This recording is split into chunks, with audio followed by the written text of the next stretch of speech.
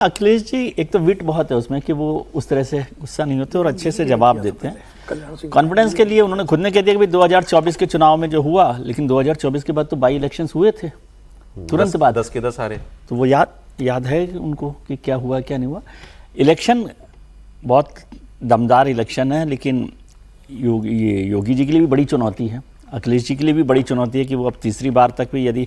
नहीं आ पाते सरकार में तो उनके लिए भी मुश्किल होगी कि किस तरह से कर रहे हैं। लेकिन क्या वो लड़ाई कर रहे हैं, मुझे लगता है कि जैसे यहाँ बिहार में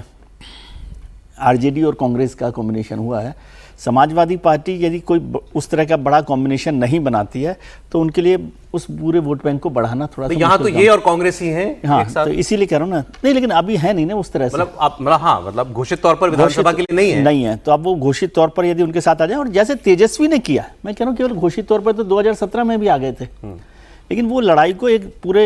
यूनिटी के साथ या मजबूती के साथ दोनों लोग लड़ें। जब वो समीर जी बताएंगे कहाँ राहुल गांधी जी आ जाएं तो उसके बाद इस पर चर्चा करें। सर एक बात बहुत महत्वपूर्ण है कि अखिलेश यादव की बहुत गंभीर चर्चा चल रही है आरएलडी के साथ, जयंत चौधरी के साथ।